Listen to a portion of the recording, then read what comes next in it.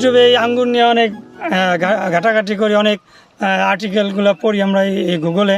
তো এইখান থেকেই আমরা আঙ্গুর চাষে উদ্বুদ্ধ হই। 2022 সালে আমরা পরীক্ষামূলকভাবে ছাদে আঙ্গুর গাছ লাগাই, আমি এবং সেলিম আলদিন ভাই। তো 2023 সালে আমরা ওই ফলটা খাই। ফলটা খাওয়ার পরে এত সুস্বাদু এবং মিষ্টি ছিল। আমরা টবে যে গাছটা লাগাইছিলাম, তো এটা ভাবছিলাম যে আসলে এই আঙ্গুর মনে মাটিতে করলে আরও বেশি ভালো কিছু হবে।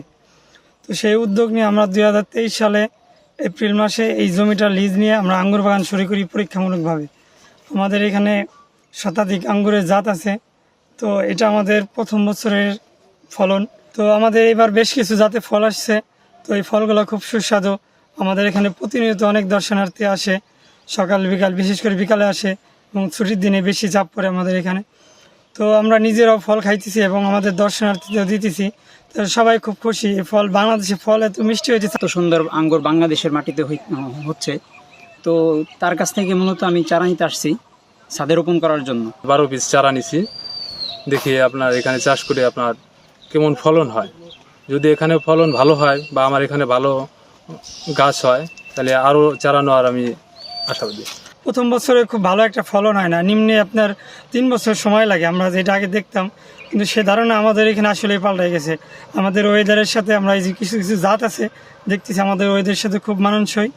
আমরা এবছর কোনো ফল এখনও বিক্রি করতে পারতেছি না। আমাদের এখানে অনেক ডিমান্ড ফল কেনার জন্য। যারা 1-2টা ফল খাইতেছে তারা বলতেছে আমাদের কিছু ফল বিক্রি করেন। তাদের আমরা ফল দিতে পারতেছি না, আমাদের কোয়ান্টিটি কম দেখে। আগামী বছর ইনশাল্লাহ ব্যাপক পরিসরে ফল হবে।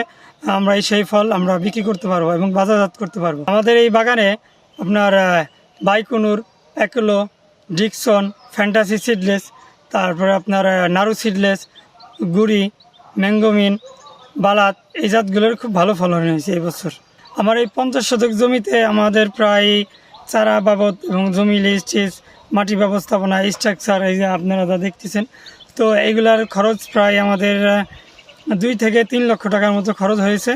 তো আমরা আশা করতেছি যে 2.5 বছর পর থেকে আমরা এটার ব্যাপক উৎপাদন করতে পারবো এবং এটা আমাদের বাজারজাত করতে পারবো। এখান থেকে আমরা স্বাবলম্বী হতে পারবো। মজার ব্যাপার, আমাদের এই অল্প সময়ের মধ্যে আমাদের এই বাগান দেখে অনেকেই আশপাশের এলাকা থেকে আসতেছে, দূর দূরান্ত থেকে অনেক উদ্যোক্তারাই যারা অন্যান্য ফল চাষের সাথে ইনভলভ ছিল। এই বাগানের আঙ্গুর খুব সুস্বাদু এবং খুব মিষ্টি। আমি এই জন্য এই আঙ্গুরের চারা নেওয়ার জন্য আসছি। এসে যদি কেউ চারা নিতে চায় তাহলে আমরা এখান থেকে তাদের চারা দিই, অথবা বিভিন্ন স্থান থেকে আমাদের ফোনের মাধ্যমে ফোন করে আমরা কুরিয়ারের মাধ্যমে তাদের চারা দিয়ে থাকি। সম্প্রতি আমাদের ফরিদপুর সদর উপজেলায় রাবি নামে একজন কৃষক, তিনি বেশ কয়েকটি জাতের আঙ্গুর চাষ করেছেন এবং আমি নিজেও খেয়ে দেখেছি আঙ্গুরগুলোর মিষ্টান্নতা বেশ ভালো। আশা করি এটা যদি আমরা আরেকটু ডেভেলপিং স্টেজে নিতে পারি তাহলে এটা খুব ভালো একটা বাণিজ্যিক সম্ভাবনা দেখা দিবে।